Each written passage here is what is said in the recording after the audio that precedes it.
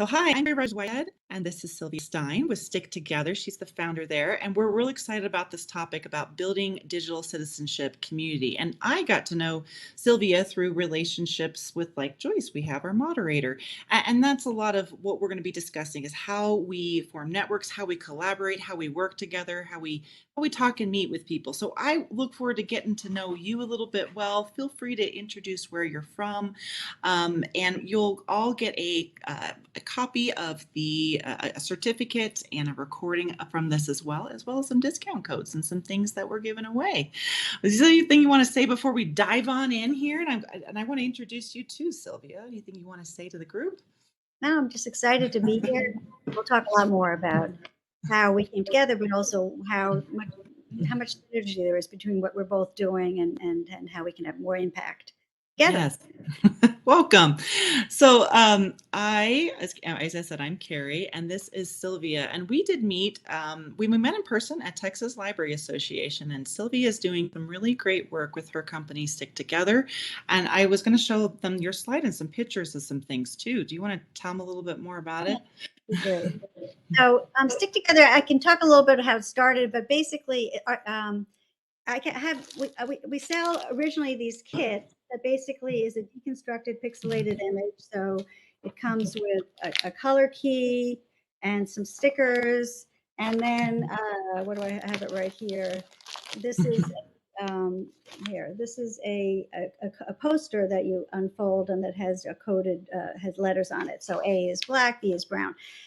So we did this at an event really just as a fun thing to do, but it immediately just seemed to resonate with all kinds of different people and creates community and conversation and collaboration and people just being considerate towards each other. So basically our mission is to provide an inclusive experiences where participants can relax, be themselves, connect with others, and be part of something special. What's nice about our activity is that it attracts all ages and all ages together. So we'll have kindergartners and seniors working together. I mean, seniors in school. We'll have all generations working together. So again, it's this very, very, very simple concept of a deconstructed pixelated image. There's a poster, there's a color key, and there's stickers.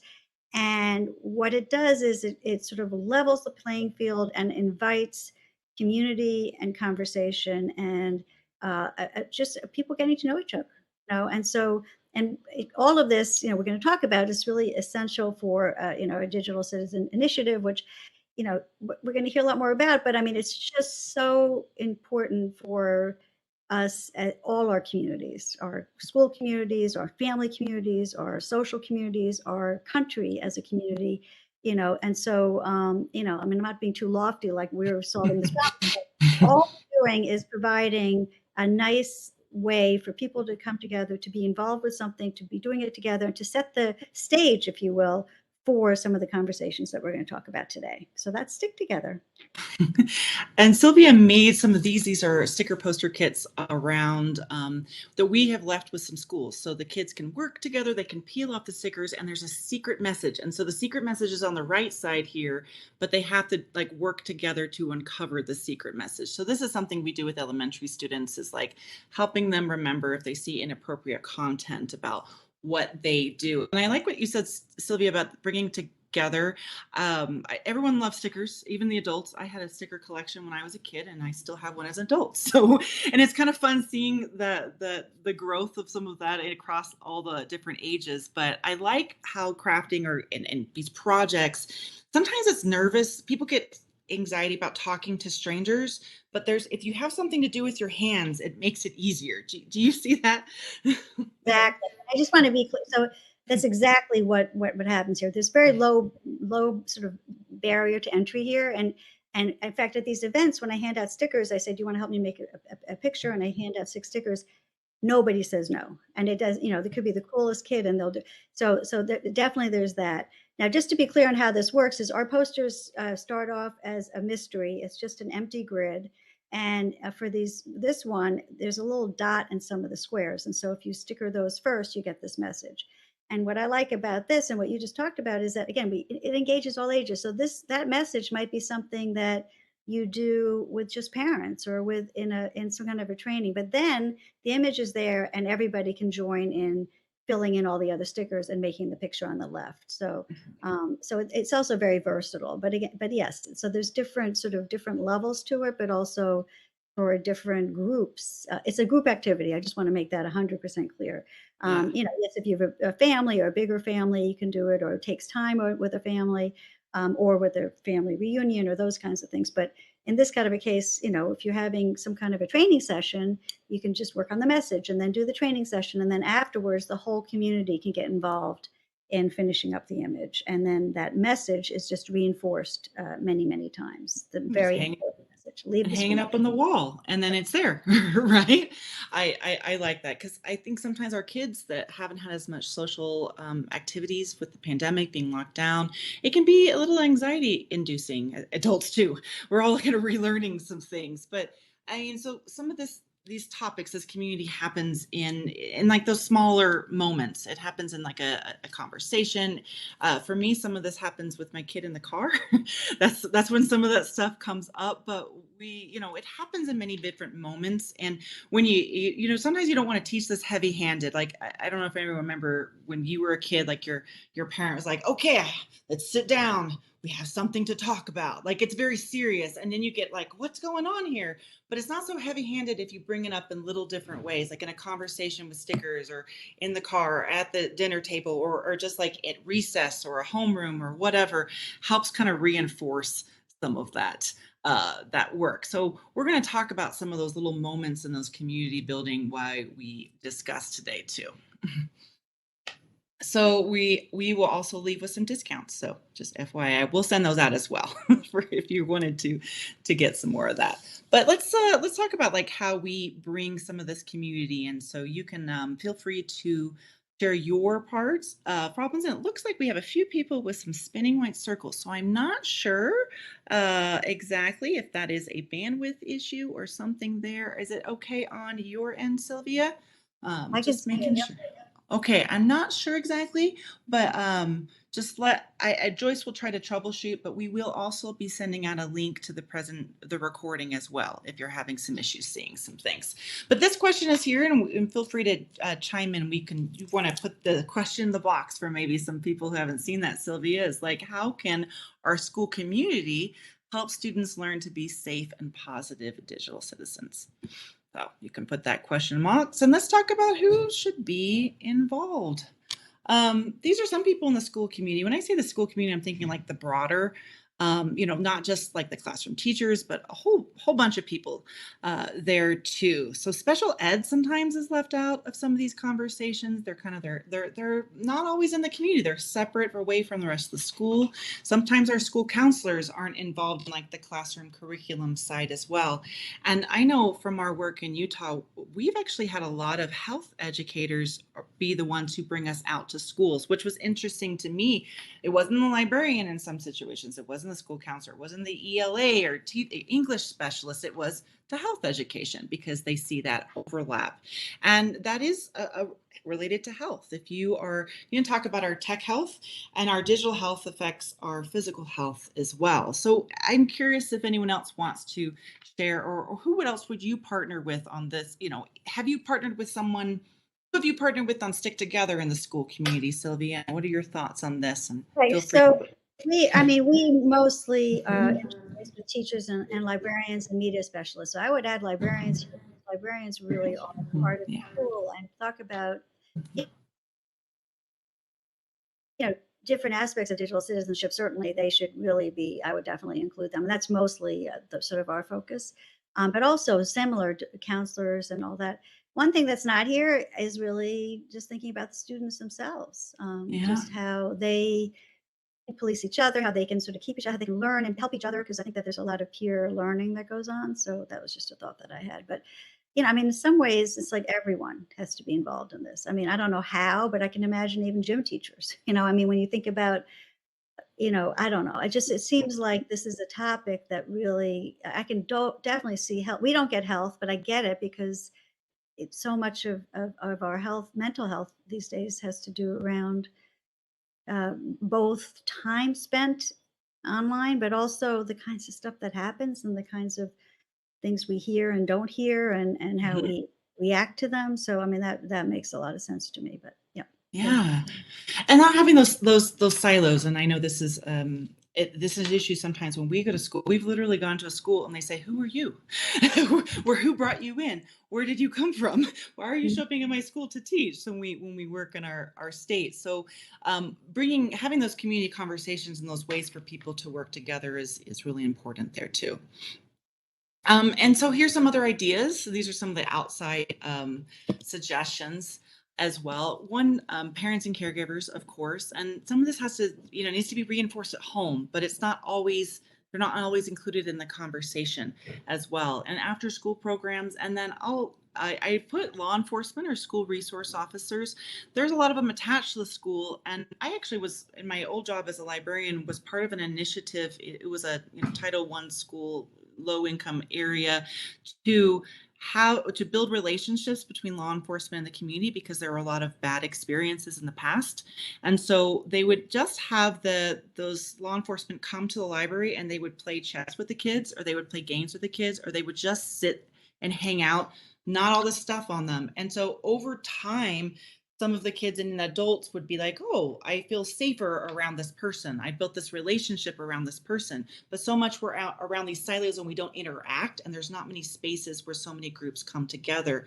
So I remember in that project, there actually the law enforcement could sign up to take a shift at the library, and they had to fight for those shifts because they all wanted to get there so much. But it took a while, and there was a lot of distrust in the beginning. But just having a presence that was there in a non-official manner really help with kind of change some of those mindsets there. Funny you should say this. We're just starting some Right. community action grants that are also around this, getting Mm-hmm.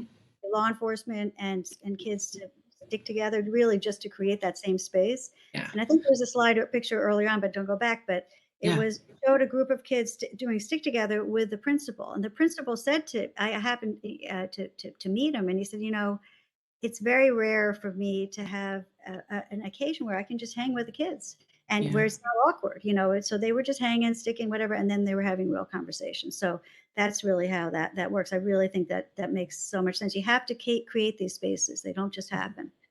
Yeah, For and it's hard. Libraries are one space, of course, having some kind of shared activity. One time coordinated a mural project with the community, and everyone painted a section. So sometimes you got to push people a little bit to get together, but when they do, there's an ownership in that. But these different groups perceive digital citizenship differently. So a principal often just gets the negative piece of it. They're there when something bad happens. So it's hard to create like a positive culture around the tech if the person who is leading a lot of the initiatives or responsible for it, the principal or who the administrator only gets the complaints, only gets the policy piece. And so part of this community building is to have a different shared perception, because a teacher in the classroom was like, "Wow, look at this, we're creating 21st century learners, this is so important," and a principal is like, "Wow, another thing that someone's going to argue with me about, or get a complaint, or something happens, or like a fear-based way." So bringing those groups together can maybe soften a little bit of those perceptions. And I know when I go in to teach parents, you have some parents that have had some really negative experiences, and so they bring those perceptions with them, but it's helpful for them to hear other parents who've had positive experiences, not to say that they're wrong or not to invalidate them, but to help them see other angles on the subject there Mhm. too. But if you can't, you have these things when they happen organically and they overhear or it's not pushed on them, helps those change those mindsets a little bit. Okay, so some of all those different personalities or all those different perceptions and values are kind of around what this is the academic side, and there's references at the end of what are our frameworks, like what do we view things. And so when I talk about this, because I work with a lot of stakeholders, I talk about the four frame model with Bowman and Deal, and they wrote a book for educators as well, but of how we look at things. So a political frame is about negotiation, mobilizing resources. So if you're operating through that mindset, you might be like, how do we get this done? How do we create the policy? But a classroom teacher wouldn't operate maybe with that angle. An administrator would work with that angle. So you have someone in here maybe saying, let's talk about learning. And someone's thinking, how do we make a policy around this learning? And there's a disconnect there too. The structural frame is like, what are our due dates? What are our timelines? And that can be great to move projects forward. But when you have a big topic like digital citizenship that covers so many different areas, you have to be like more inclusive and have a broader scope and not just look at it as a project based work. So that's the structural, but the structural people keep things moving on time too. Human resources, like, do we have the budget for this? Do we have the people for this? And so that's also an important framework. But if, it's going to clash maybe with someone who's operating on a different mindset, like the symbolic one. The symbolic one is like, what's our culture? How do we view digital citizenship? How do we talk about this? What does our community look like? What are our ceremonies and rituals? What do we do in our school to show our values and beliefs? So they're addressing it a different way, but sometimes there's that clash. So this is a way like I kind of frame it, but it's helpful just to think of all the different perceptions.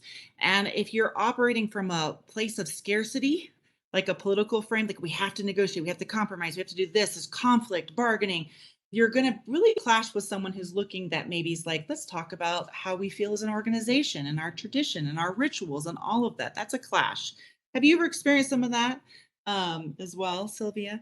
I mean, clash. This is much higher level than what we deal with. No, but in your work. I mean, we set the stage for these kinds of conversations, but I think that having, but these are so important to really to think about, how subtle it is, how you have to communicate. But so really, like I said, we don't have any kind of pedagogy associated with the product, really. But I do understand how. But I do think that it facilitates these kinds of conversations because there's a lot to unpack here. So yeah, and the context of where you have the conversations is important. If you're at like a big boardroom and everything's very formal, you might act a little bit different than if you're taking a walk. So I know that I had an old manager that would often want to do walking meetings and like outside when it was nice, and it was like a total different framework of how we talk about it. It diffused the tension a little bit. So maybe you have an activity, you have a coloring page, you have a sticker board, you have something there that can diffuse a little bit of the potential conflict. And I'm a big believer in games for that, like puzzles. Put out a game. It really kind of has a common goal together that can diffuse some of this back and forth, this conflict there. I think also of our product is sort of like a water cooler alternative. I mean, just brings people together and they can have conversations. So, and that's what needed. I mean, it's not formal. It's more informal, and where you don't know, you don't really have, it just depends on who those people are, but there's sort of progress made through those serendipitous conversations. Yeah, I like the word serendipitous, informal. Sometimes that's part of building community is if we push it too hard, like you talk to this person, let's sit at this boardroom and hash this out, then we lack on some of the relationship building piece of it as well. And I remember at Public Library Association conference a few years back, I know we have librarians that sometimes join us on these webinars. They had all these round tables with coloring pages everywhere. And I had some of the best conversations just around the coloring pages and with strangers. There's something about it that helps maybe diffuse if we just all need to have a little more crafts in our life, I guess, or coloring in our life. This is a sort of an odd example, but Steve Jobs, when he designed the Apple headquarters, he put the offices at one end and he put the bathrooms sort of at the other end. People had to by accident would meet a lot, and that's because that's where innovation happens. That's where ideas happen. That's when. And so it is that sort of serendipitous stuff that you sort of and that's just behind the scenes. It can be hard, and it can be harder with virtual work. I know I just read some of the data around Microsoft had studied 60,000 of their employees and collected data on productivity and collaborative work, and they found that they had some short-term gains of productivity when they went fully remote, but they were lacking on a lot of the collaboration piece. People would only talk to people they already knew. Virtually, they wouldn't necessarily bump into those strangers. Yeah. So I have a few little scenarios of this, and I'll just do a couple of them. If you feel free, if you want to chime in of what this might look like in practice. So I talked about how we have different perceptions that we bring in. A principal often gets contacted a lot by parents. They're a lot of outward facing work, and they might get contacted a lot around technology for good or for ill, but they get very busy too. So if you're a principal and you have a lot of demands and you have a lot of calls, how might you perceive this topic of like technology in the classroom and digital citizenship? Feel free if anyone else wants to join in what they think how Sarah would perceive it. But do you want to take a stab at it, Sylvia? Right. Well, like you said, I mean, I imagine they're, it's a negative approach and that just trying to, you know, sort of put down fires or something. So I don't, we don't, yeah. So I don't really, yeah, Yeah. not, Well, not, and if there's stress, if you're going into it like, hey, here's one more thing you need to do, principal, and framing it that way, then if they feel like this is going to be all this extra work, then they might be less likely to have the buy-in.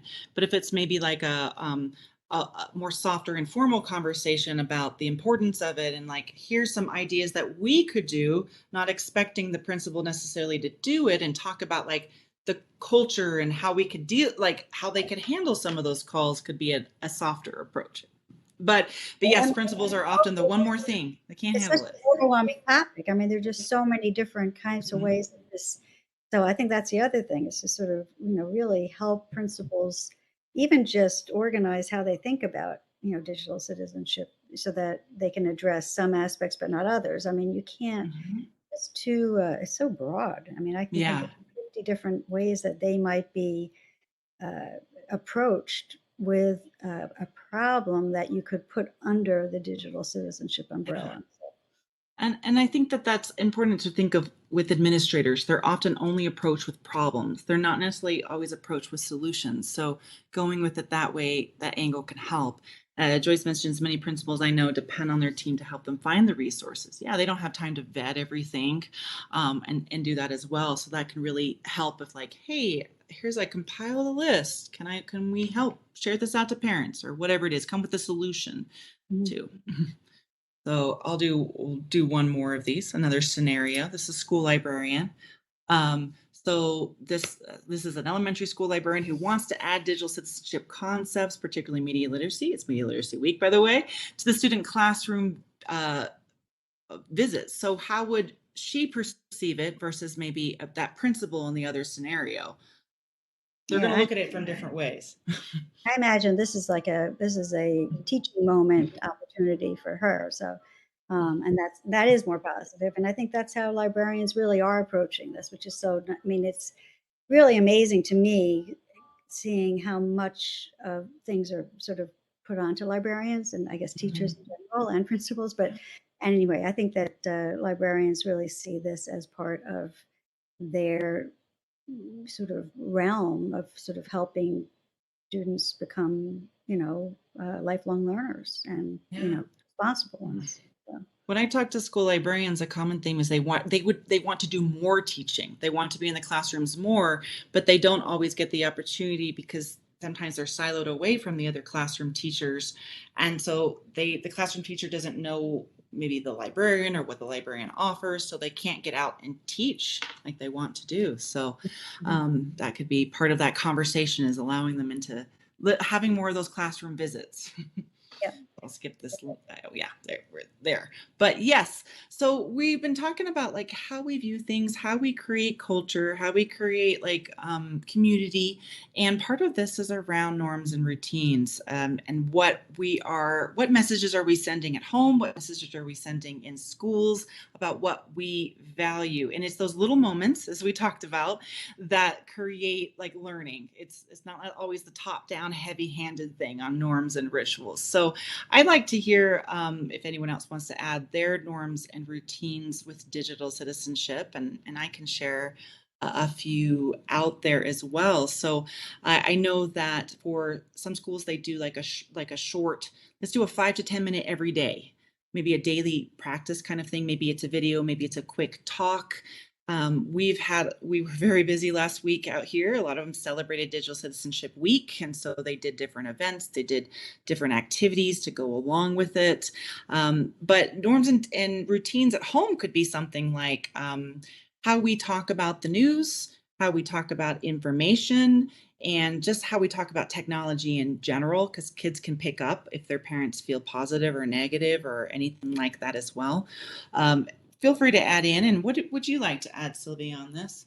Yeah, I mean, here it's just interesting to, I mean, there's so many different ways. I mean, again, I'm bringing it back to our product, but our product is used a lot as a reward or sort of a check-in. So Mhm. by, as if they bring back a book, they get some stickers. But in this, but one, we get so many creative ideas, and if you look at our social media, you'll see those. But there, we had a librarian who said, she had a word of the day, and if a kid came in and used that word, I'm just thinking here that that could be part of, having some prompt or some conversation or some way for students or to participate on a regular basis on talking about some issue about digital citizenship. That would be really might be something, a nice way to sort of integrate it with a behavior, with something that you grew up.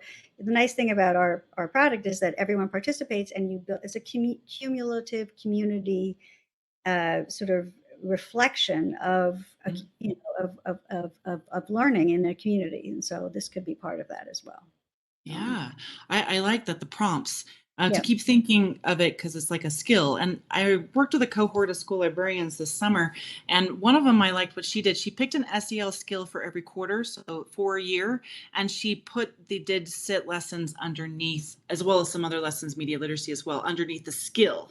So she's like, okay, we're going to do, emotional awareness, that self-awareness piece this quarter. Right. And then we're going to talk about leadership, and that's our kind of skill, and we're going to house the lessons under the skill rather than like the topic. So I kind of like that I approach think as the well. theme for both of what we're both talking about is not packaging something too much as like a one-off, but integrating it into different kinds of learning, but also different kinds of, over time, and reinforcing and repeating, and not, so that learning really happens and becomes, sort of part of how of the outlook of both, of the community, of the parents, of the teachers, of the students. So Yeah, I like to joke that the best way to teach kids is to trick them into learning sometimes when you don't know they're learning there. So when I talk about sometimes this routines, this idea of routines and rituals, so a ritual can be, a pause of that prompt and it can also, a routine could be like, this is what we do every time this week or this day. But you want I say the 4 R's just to keep it in the back of your mind: the rituals, routines, regularity, and reinforcement. Some of this got cut off a little bit, but if you're just having a one-shot thing, or you're just having things just during Digital Citizenship Week or just during Media Literacy Week, then it's not really being reinforced. And if it's not being reinforced at home or in the larger school community, it's harder to really push those lessons as well. So there's my little 4 R's that I think of it this way. But ritual also can be like that, those ceremonies, those events that there's a holiday, there's a big theme, and some of that is helpful to create a routine. So we have our overarching ritual, and we can throw a bunch of stuff at it, but we have a routine every day, and then every quarters there's this. So it kind of like keeps it going, because that maintenance piece to keep at it is really hard. So having something to mark off, like, oh, it's graduation, or it's this week, or it's that, really helps that reinforcement over a period of time. So let's talk about some other easy ways. And as a librarian, I love passive programs because you're busy and people would filter in and out, and you don't always have them in like a captive audience. So a big believer in passive programs are ones you set out and don't always supervise. This is a picture from an outreach that we did where kids just, I had an old tablecloth and I just had them, I said, go wild. Here's some Sharpies. Talk about what you like to do online. And they would just write through the outreach night on that as well. So what now, Sylvia, you know a lot about passive programs and you have some ideas too. So I shared a couple, but tell me a little yeah, bit more about what you do. this actually is the photograph of that printer we talked about before.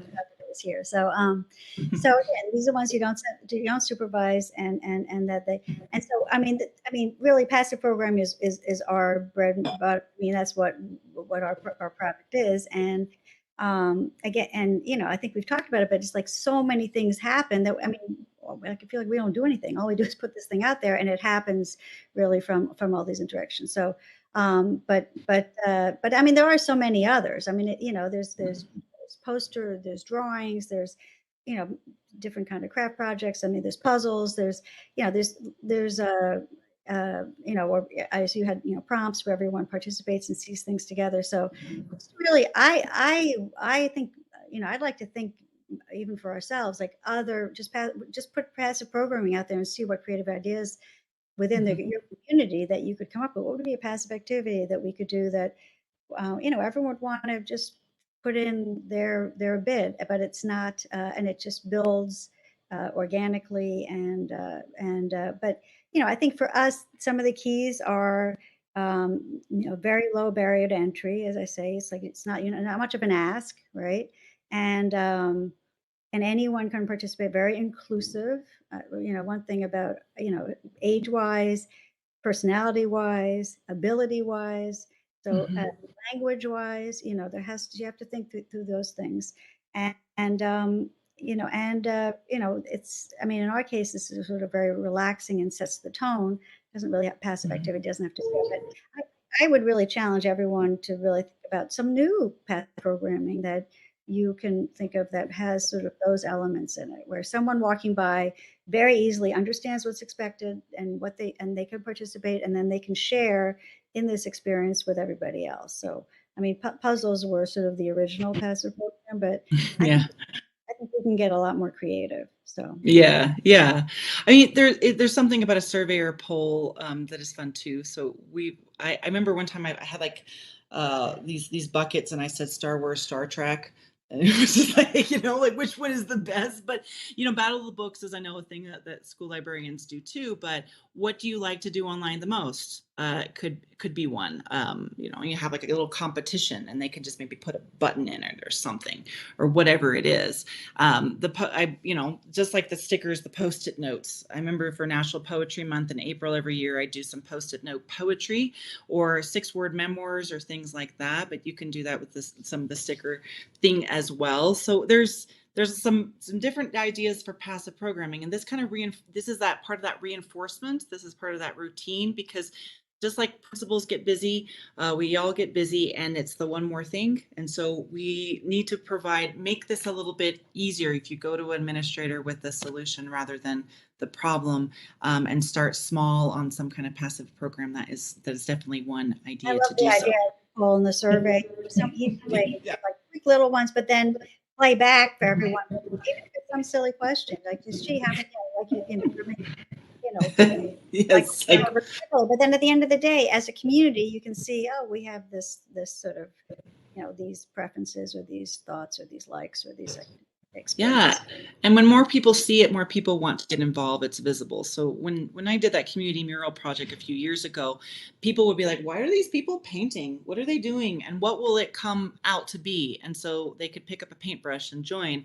And so this is kind of like the sticker posters, that it's hidden and you don't know what's going to happen. But when you have sometimes those visible things, whether it be a mural or a display board or a bunch of Post-it notes or stickers or whatever it is, that does get more attention, to increase that passive program.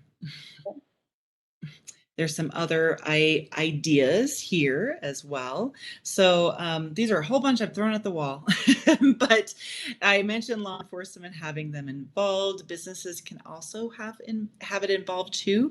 Some of that can just be like their own internal policies and how they're having digital wellness breaks and all sorts of things. And parents can have more opportunities to become more digital literate by testing some things out. Sometimes I hear that from parents, is they just want to understand how the settings work. Just give me the phone and give me the settings and tell me what to do to help with this. Mm-hmm. But a big piece, and this is kind of like that, bringing that community together, bringing those collaboration pieces together, is that kindness, that relationship building. Because if you are already stressed, if you're having that negative framework, or you're operating in like an idea of scarcity, like we can't do one more thing, I can't handle this, I've got parents mad at tech, I had this incident that happened in third grade last year, I don't want to touch it. And so sometimes when those feelings are really strong and high, we want to talk about ways that we can diffuse the tension. So we've mentioned some of these things that can diffuse the tension, but let's talk a little bit more on the kindness piece here. And part of being digital citizenship is being kind online. So I like what you made there, Sylvia.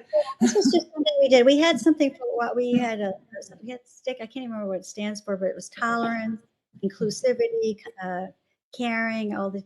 So we were playing around with this, and we put out this thing one month, sharing random acts of kindness. And we did this chart, which was just a lot of ideas that were printed in libraries. And then we actually had librarians write to us about different things that happened in their classroom. I think the next slide is that, but let's just go through this first. So, so I mean, this is just one. I mean, you know, you could do this yourself, but this was just some ideas to get, and the kids went way beyond this, of course. But you know, put someone's chair in, or you know, or donate something, or play with someone at recess you wouldn't normally play with. Give us classmates. I mean, these are just very, very, very simple ideas, but. So we did it. We did this challenge, and we were just blown away by the kinds of things people sent us. And but I think this is something that could happen, you know, really on an ongoing basis. Random acts of kindness, random acts of inclusion, and you know, you'll find that people, you know, kids especially, just really rise to the occasion when they see this kind of thing, and it makes them think, you know, gee, this is a little thing I can. So, I think if you go to the next slide, I'm not really sure that some of there's these. some more. So There's some more options. Yeah. No, these are some things that people wrote into us. I'm telling you, this was just, we put this out there. So one was a brand new student from Portugal, even though no one speaks Portuguese. I had a student volunteer to help him find a class and ask him how they could, if they could do physical education together. So then there was another one where this one child was out due to COVID, and they were working on something that the students realized, gee, how's he going to do this? He's home, whatever.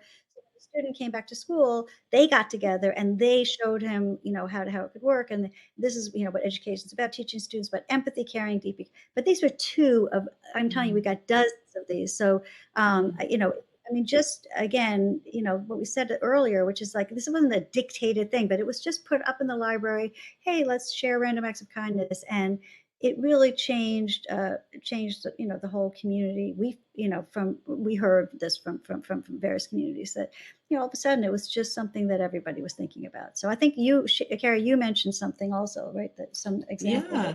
I mean, I love that. I think that if we can integrate these rituals, we've been talking about, I've been mentioning rituals, these ceremonies, that if you can integrate them with digital citizenship already, you can tie it in. So you can talk about like, how can we be kind in class, but how can we be kind online as well?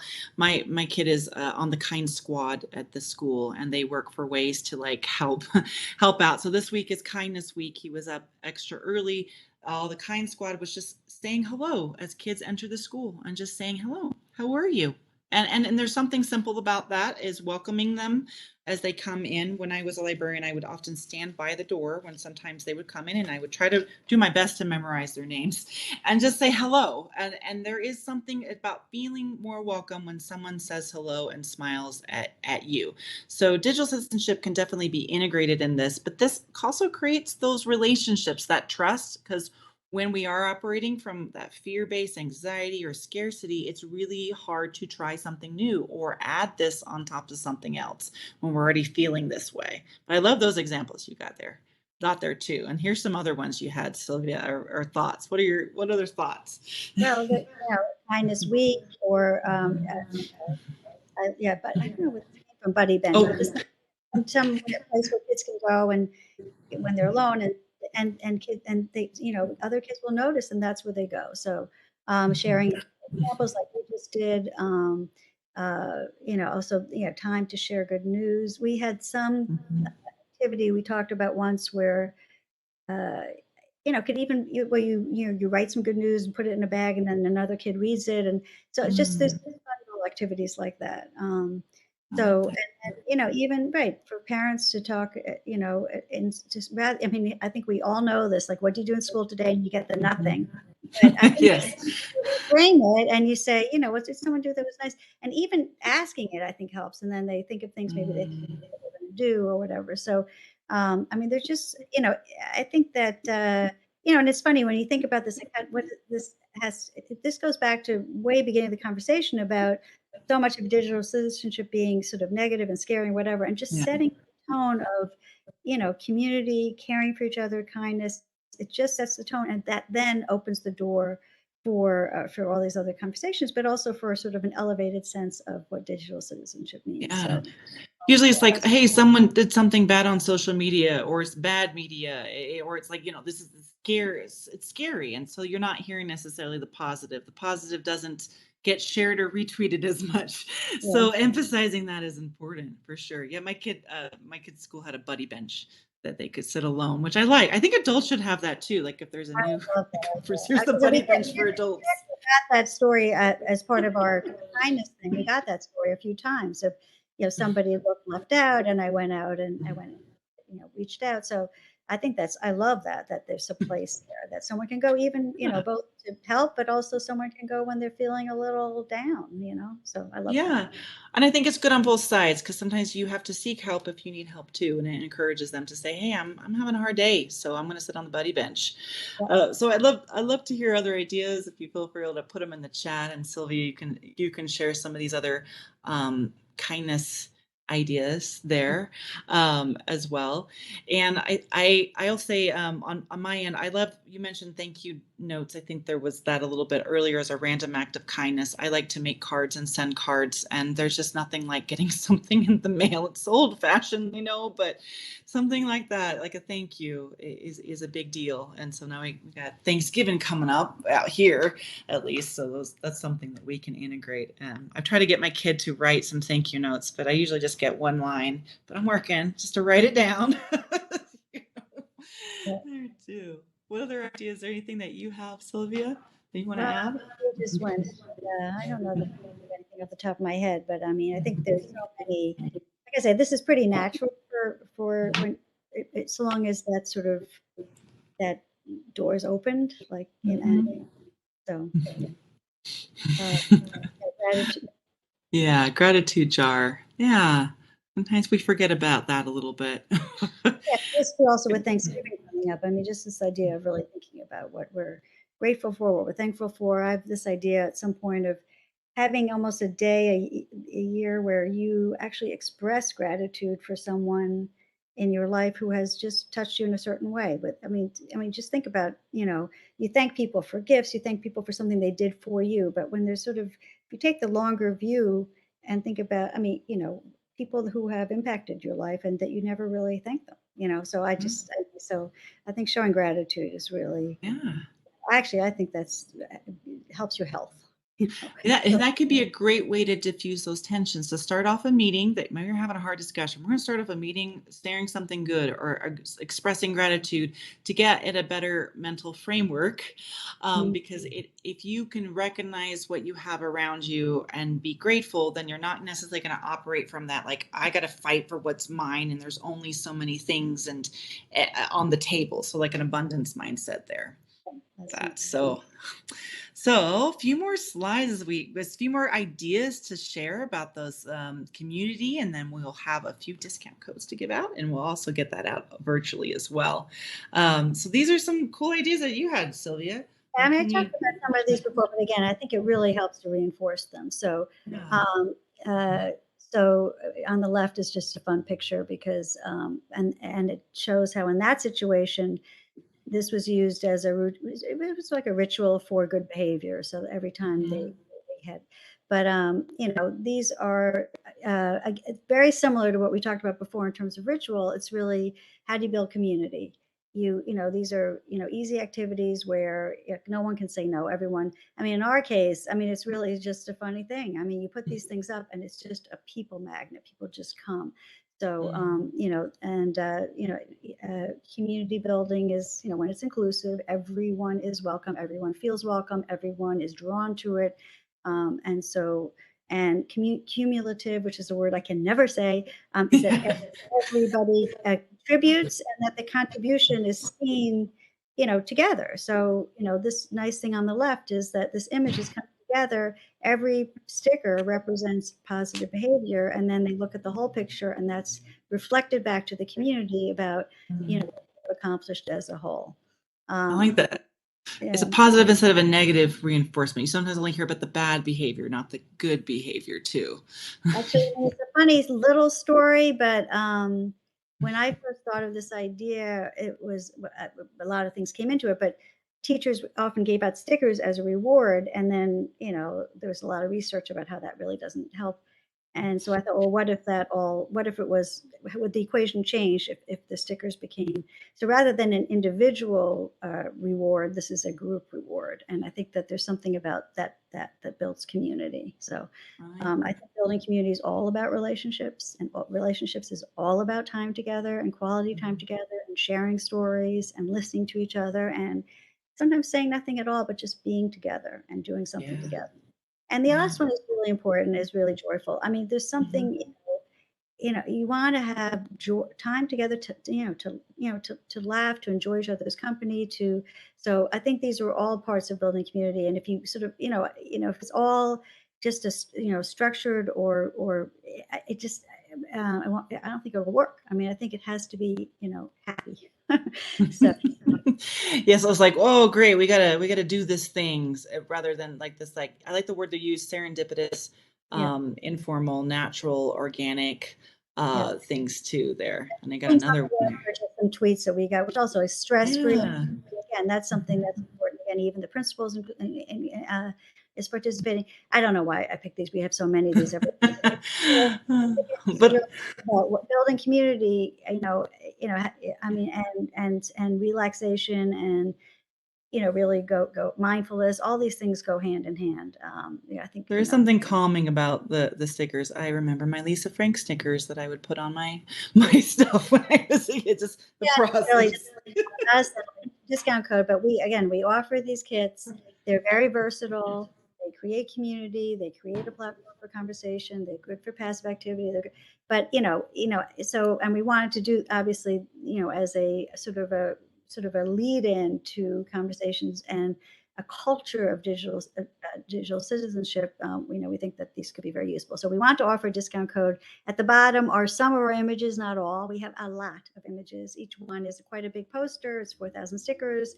It's a group activity. Remember, everybody sort of works together. So our website is letsticktogether.com with one S. We have a 15% off discount code. Let me just explain this for a minute. So it ends in a month. You use the DigSit at checkout. We may put a link in that you can use as well. There's a link that was just put in the chat. If you go through that link, then the discount code will be automatically included. The discount code is for all of our standard size kits, except for ones that are already on sale, ones that are already bundled, and also our Eric Carl line. So, but I'd say out of our 75 images, about 60 of them are discounted, or they're discounted in another way already. They're either on sale or they're already in these discount bundles. So hopefully there's no questions there, but just use this discount code DIGSIT at checkout. And, again, this is all about building community, about passive activities, about creating community, about, we have so many stories, but we have, I had this one teacher actually had this tape where she talked about, the cool kids were all working on the poster, and some other kid who wasn't so socially, integrated came in, said, "Can I have some stickers?" And the next thing she knows, they're all sticking together. And I mean, when you think of digital citizenship and bullying and a lot of stuff that goes on, we need to bring communities together. So hopefully, we'll help a little bit. I mean, the hard work, heavy lifting, Yeah. everyone's shoulders on this call. I'm not, saying that we solve the problem. We just provide some space for some good things to happen, we hope. So I like that. Yeah, these are big issues. But having a space that there's not a lot of spaces anymore that everyone's in one place. Technology has the means to do that, but it can go either way. It can separate, it can bring together, and that's one space. And you got some cool images there. So this will be sent out along with this discount code to, I know there's some people who could make it that registered. We'll get that out as well. This I wrote with two school librarians. It came out in August. So we in the book they share a lot of ideas of how you can bring school librarians together with classroom teachers and what are different ways to co-teach and co-plan. So there's a whole big section on that community building, and then I also write about communities from a public library standpoint and how digital citizenship activities, events, how that can be cultured through the public library and then the school library. So all for librarians, and there's a code. I think that just lasts to the end of the year as well. So we'll send that out too. But yeah, feel free to keep in touch. As I said, we'll send this out if you want to follow some of those cool sticker things that you have. you have a much more fun Instagram page than mine. I feel like you got some cool stuff going on there, We do have Sylvia. some fun stuff. We follow us, lots of fun and games. We have games we put out. It's all group activities and stuff. But yeah, You do have some awesome stuff. So please feel free to keep in touch, and with all the things that are going on. Sylvia also offers webinars with StickTogether, and this is Digital Responsibilities next webinar on November 8th. We are going to be talking about talking, and sometimes those difficult conversations around tech around Thanksgiving time too. So that is coming out on November 8th, and we'll send out some reminders on that too. But yeah, feel free to keep in touch. And it is a good reminder, and with all the things going on, to try to like have our routines of kindness, to take a step back and find ways we can talk. So this was thank, great.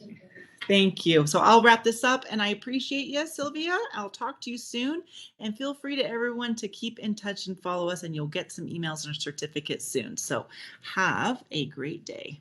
Thank you all very much. Thank you so much for including